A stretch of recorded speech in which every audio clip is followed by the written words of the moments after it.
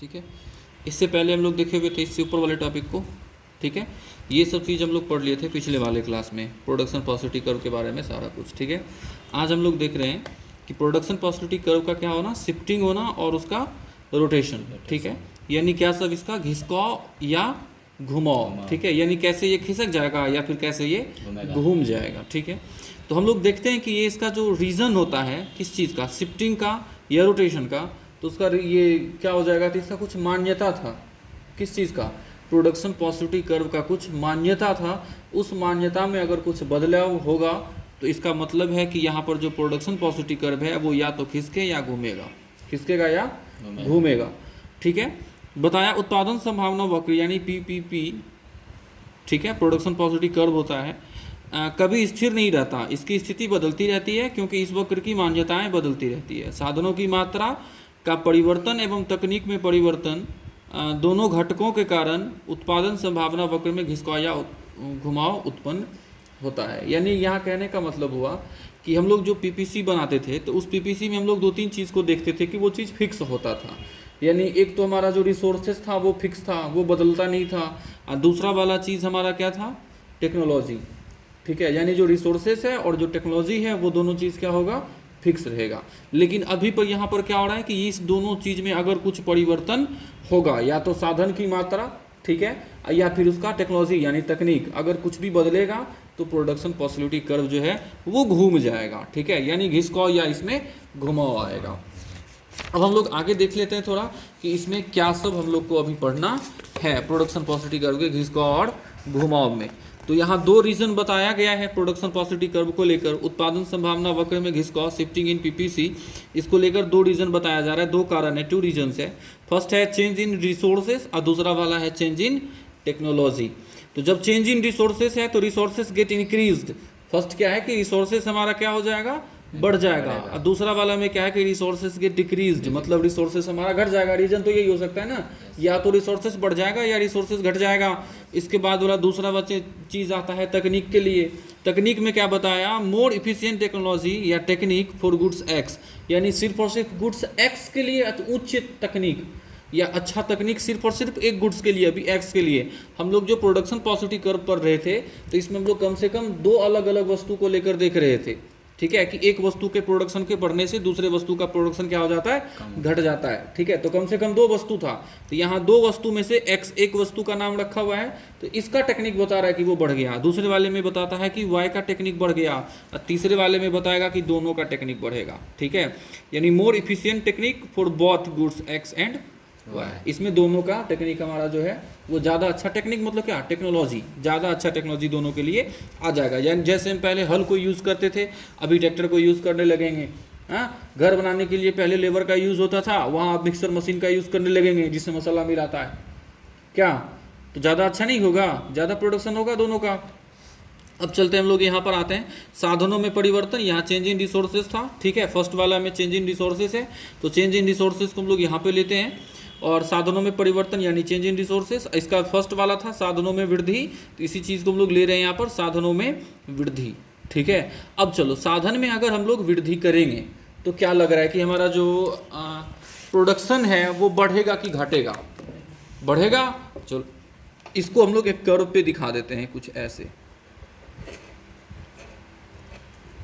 मान लेते हैं कि ये हमारा एक प्रोडक्शन पॉसिबिलिटी कर्व है, ठीक है, पहले से दिया हुआ है, जो हमारा गिवन रिसोर्सेस है, जो रिसोर्सेस पहले से दिया हुआ है उस रिसोर्स पर ये हमारा PPC है, ठीक है। अब क्या हुआ कि हमारा जो रिसोर्सेस है वो बढ़ गया, तो रिसोर्सेस के बढ़ने से प्रोडक्शन हमारा बढ़ेगा। मेरे पास ज़्यादा लेबर है, मेरे पास ज़्यादा पैसा है, ठीक है, तो ज़्यादा लेबर होगा तो मेरा खेत का काम भी ज़्यादा होगा और मेरा घर का भी काम ज़्यादा होगा। एक साथ दो अलग अलग वस्तु का प्रोडक्शन हम लोग ज़्यादा कर सकते हैं। हाँ क्या, यस सर। मान के चलो कि मेरे पास कपड़ा है या मेरे पास धागा है जिससे हम स्वेटर भी बना सकते हैं और कोई शर्ट भी बना सकते हैं, स्वेटर भी बना सकते हैं और शर्ट भी बना सकते हैं। तो जो रिसोर्सेस है मेरे पास, जितना धागा है उस धागा से हम पहले इतना कर सकते हैं, इतना स्वेटर बना सकते हैं एक साथ और इतना शर्ट बना सकते हैं एक साथ। लेकिन ये धागा मेरे पास इंक्रीज हो गया, मतलब धागा मेरे पास बढ़ गया, जो यार्न है वो मेरे पास बढ़ गया। तो अब अगर बढ़ेगा तो मेरा दोनों चीज का प्रोडक्शन क्या हो जाएगा, बढ़ेगा। दोनों चीज का प्रोडक्शन बढ़ेगा तो जो प्रोडक्शन पॉजिटिव कर्व पहले यहाँ था वो अब इंक्रीज होके लेफ्ट साइड में, राइट वाले साइड में शिफ्ट हो जाएगा। राइट वाले साइड में आगे गया कि नहीं गया, शिफ्ट हो गया नई चीज, ठीक है, आगे बढ़ गया। चलो ये तो हो गया अगर हमारा प्रोडक्शन क्या, रिसोर्सेस क्या हो रहा है, इंक्रीज हो रहा है। यही रिसोर्सेस अगर हमारा डिक्रीज हो जाए तो अब की बार क्या लग रहा है कि जो प्रोडक्शन पॉजिटिव कर्व है वो किधर की तरफ आएगा, जब बढ़ा था तो राइट वाले साइड गया, अब अगर घटेगा तो हमारा जो प्रोडक्शन है वो पहले ऐसा हो रहा था शॉर्ट का और स्वेटर का, ठीक है, तो अब हमारे पास रिसोर्सेस घट गया, रिसोर्सेस घटेगा तो मेरा जो प्रोडक्शन पॉजिटिव कर्व है वो लेफ्टवर्ड शिफ्ट करेगा। लेफ्टवर्ड शिफ्ट करना मतलब क्या, पीछे की तरफ आएगा, और ये इससे हमारा प्रोडक्शन क्या हो जा रहा है, घट जाएगा। दोनों चीज का प्रोडक्शन घट जाएगा अभी, ठीक है। चलो अब आगे बढ़ जाते हैं। यहाँ हम लोग ले रहे हैं तकनीक में परिवर्तन, ठीक है, हमारा तकनीक बदल जा रहा है। तकनीक अगर बदलेगा तो तकनीक के बदलने में हम लोग 3 अलग अलग स्टेप को लिए थे, ठीक है। जब सिर्फ और सिर्फ एक्स वस्तु का टेक्निक बदला था या ज़्यादा अच्छा टेक्निक आया था। दूसरा वाला था जब सिर्फ और सिर्फ वाई वस्तु का टेक्निक अच्छा आया, यानी सेकेंड वाले वस्तु का। और तीसरा वाला क्या था कि जब दोनों वस्तु का अच्छा टेक्नोलॉजी हो गया था हमारे पास, ठीक है। तो यहाँ पर देख लेते हैं इसके लिए क्या इफेक्ट पड़ना है।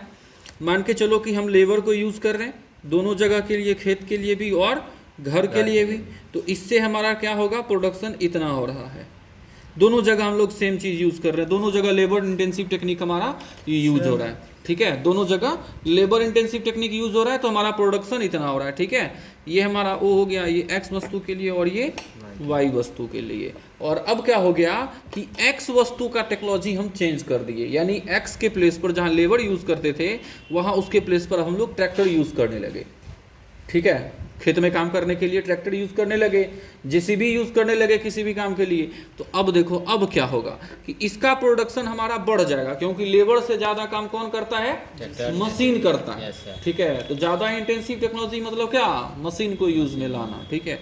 तो अब अगर मशीन को यूज में लाएंगे और वाई का जो टेक्नोलॉजी है वो पहले जैसा लेबर जैसा ही काम है, वाई के टेक्नोलॉजी को हम चेंज नहीं किए और एक्स के टेक्नोलॉजी को हम क्या कर दिए, चेंज कर दिए, यानी एक्स पर ज़्यादा अच्छा मशीन हम काम में लगा दिए। तो इससे क्या हो जाएगा, एक्स का जो प्रोडक्शन है वो सिर्फ एक्स का प्रोडक्शन इंक्रीज करेगा, यहाँ वाई के प्रोडक्शन पर कोई इफेक्ट नहीं पड़ा, क्योंकि रिसोर्सेस उतना ही है। वाई का जो टेक्नोलॉजी है वो पहले जैसा है, सिर्फ और सिर्फ हम चेंज कर दिए किस चीज़ का, एक्स का टेक्नोलॉजी। तो एक्स का हमारा जो ये हमारा प्रोडक्शन है वो क्या हो जाएगा, इंक्रीज कर जाएगा। इसके बाद हम लोग आगे बढ़ते हैं थोड़ा, इस बार हम लोग वाई के प्रोडक्शन को इंक्रीज करते हैं या वाई के टेक्नोलॉजी को हम बढ़ा देते हैं।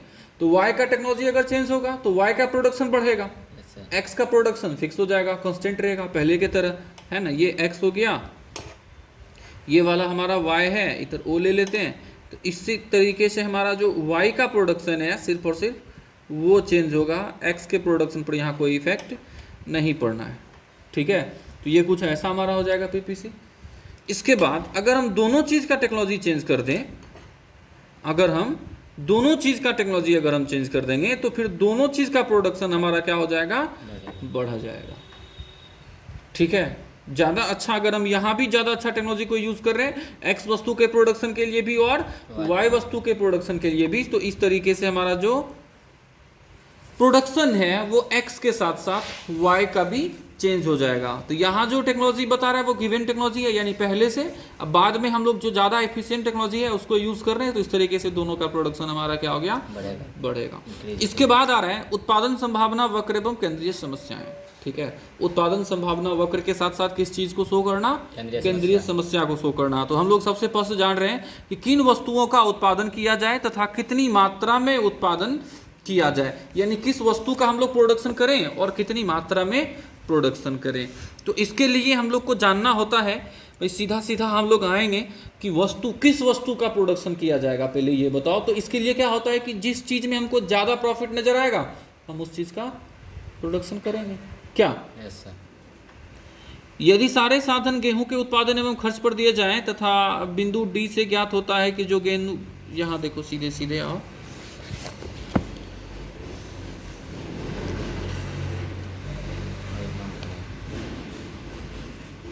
चित्र 7 से ज्ञात होता है, जो चित्र नंबर 7 है, ये जो फिगर नंबर 7 है, इससे हम लोगों को पता चलता है कि यदि सारे साधन हम लोग गेहूं के उत्पादन पर खर्च कर दिए जाएं, यानी सारा का सारा अगर हम लोग किस चीज़ पर लगा दे रहे हैं, गेहूं के प्रोडक्शन पर लगा दे रहे हैं, तो इसका प्रोडक्शन 6 होगा, इसका प्रोडक्शन 0 हो जाएगा, है ना। ये घट के जी सारा प्रोडक्शन तो सारा रिसोर्सेस इस पर आ गया।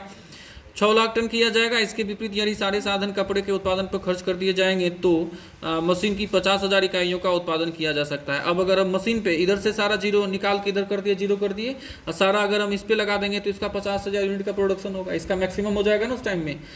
और आगे है उत्पादन संभावना वक्र, यानी एडी पर गेहूं तथा मशीन के सभी संभव संयोग आते हैं जिनका उस समय उत्पादन किया जाता है जब साधनों का पूरी तरीके से कुशलतम उपयोग किया जा रहा है। अब देखो क्या हो रहा है कि अगर हम सही तरीके से अपने सारे चीज़ को यूज़ करेंगे, जितना सारा रिसोर्सेस और टेक्नोलॉजी उसको हम सही तरीके से यूज़ करेंगे, तो हमारा जो पीपीसी है, ये प्रोडक्शन पॉसिबिलिटी कर्व, इसी पर हमारा प्रोडक्शन होगा, इससे इधर उधर हमारा प्रोडक्शन नहीं होगा अगर हम लोग सही तरीके से सब चीज़ को यूज़ कर रहे हैं, तो रिसोर्सेज को भी और टेक्नोलॉजी को भी।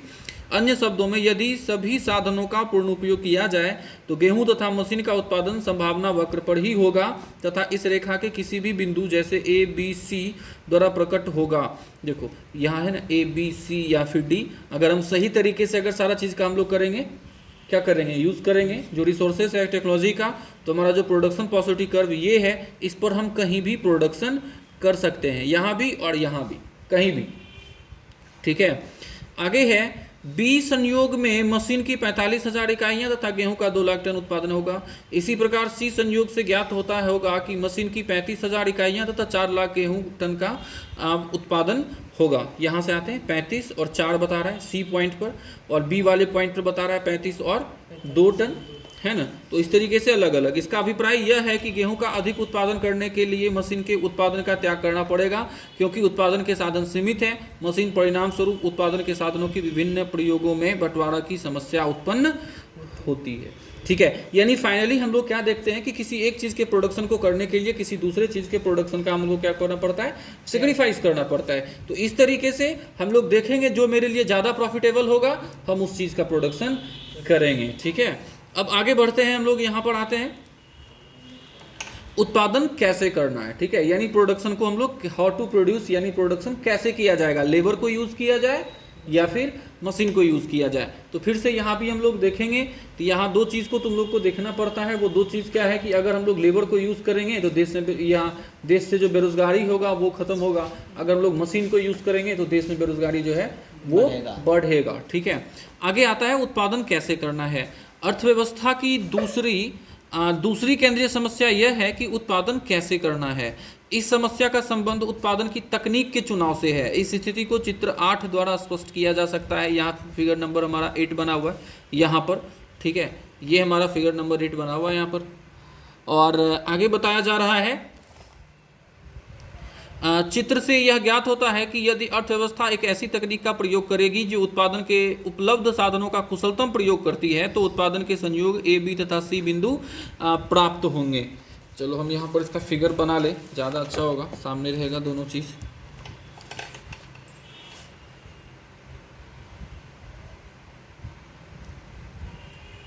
ये हमारा पीपीसी होगा, इस पर अलग अलग 3 बिंदु ले लेते हैं, ए बी और सी से इसको डिनोट कर दिए हम लोग, ठीक है। ये अलग अलग 3 हो गया। और अगर हम चाहें तो इसमें एक चीज़ को और दिखा दें, यहाँ पर बिंदु हम लोग ई ले लेते हैं, ठीक है। ये बिंदु ई देख लो पीपीसी के अंदर है, ठीक है ना, पीपीसी के अंदर है। ये हमारा एक्स वाला हो जाएगा, ये वाई हो गया, और यहाँ ओ हो गया और ये वाई हो गया, ठीक है। ये वाला हमारा क्या है, पीपीसी है, ये वाला लाइन, ठीक है। चलो अब देखते हैं अब क्या क्वेश्चन हमारा, अब क्या बता रहा है हमारा ये फिगर अलग अलग चीज़ को। हाँ कैसे था ना, तो अलग अलग 3 चीज़ आ गया ना हमारा, ए बी और सी यहाँ पर, ठीक है। 3 अलग अलग पॉइंट आ गया।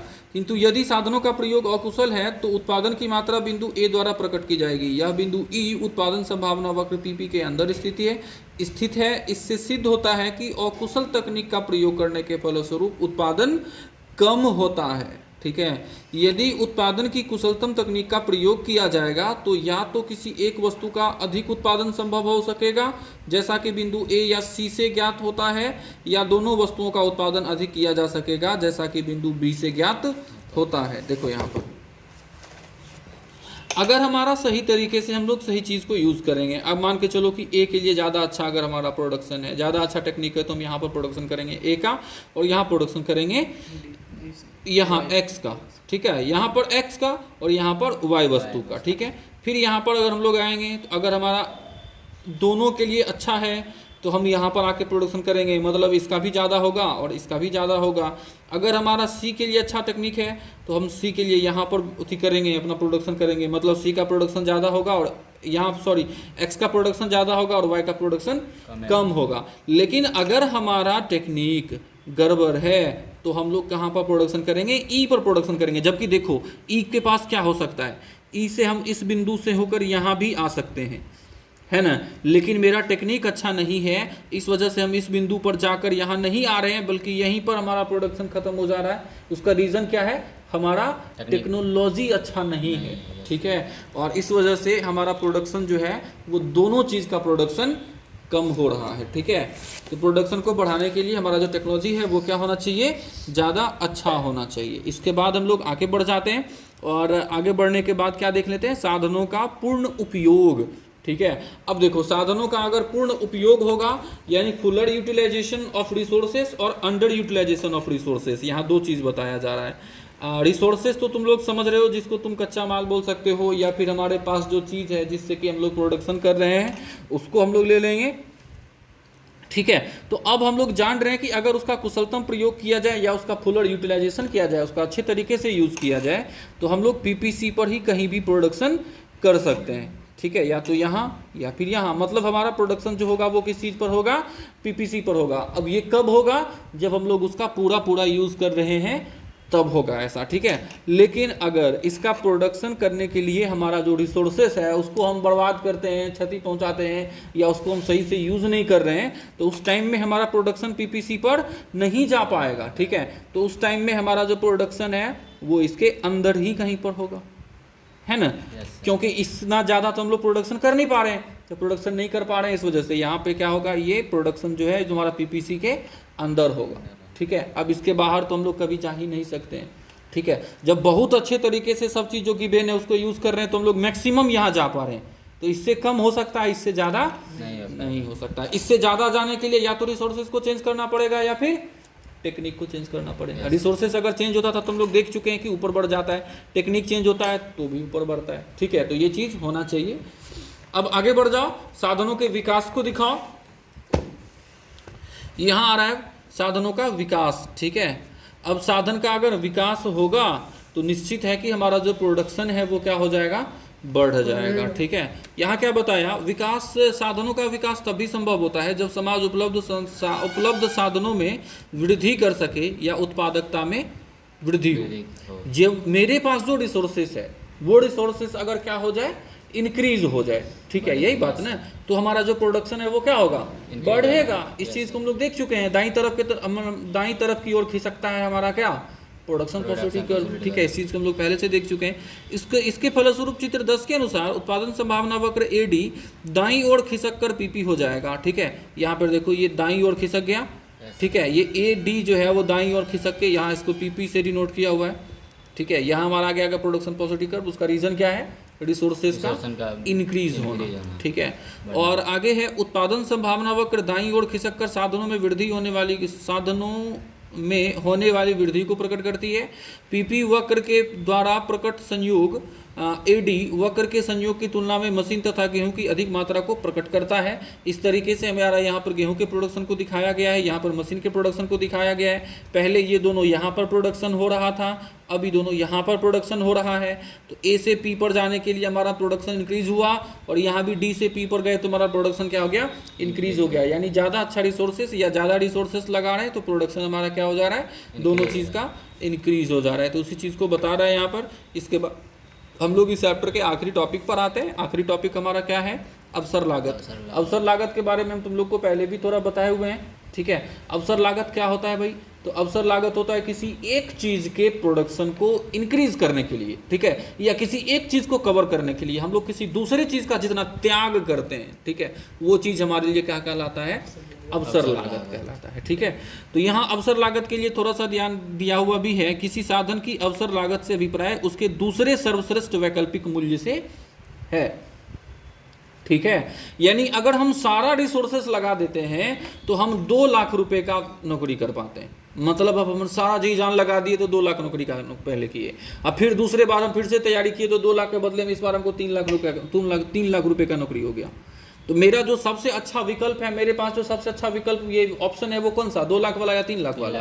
3 लाख वाला। आदमी 3 लाख वाले को कवर करेगा, 2 लाख वाले को छोड़ेगा, है ना। तो उस आदमी के लिए जो सबसे अच्छा जो उसका अवसर है वो 3 लाख वाला है, ठीक है। तो उसके बदले जो हमारा जिस चीज का हम त्याग किए हुए हैं वो हमारा अवसर लागत कहलाता है, ठीक है। थोड़ा यहाँ पर आओ।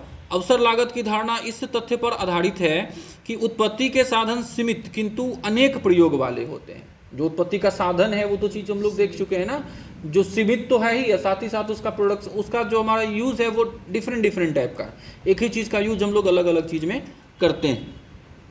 आगे है, चूंकि प्रत्येक साधन सीमित है इसलिए उनको सभी प्रयोगों में पूर्ण रूप से प्रयुक्त नहीं किया जा सकता है।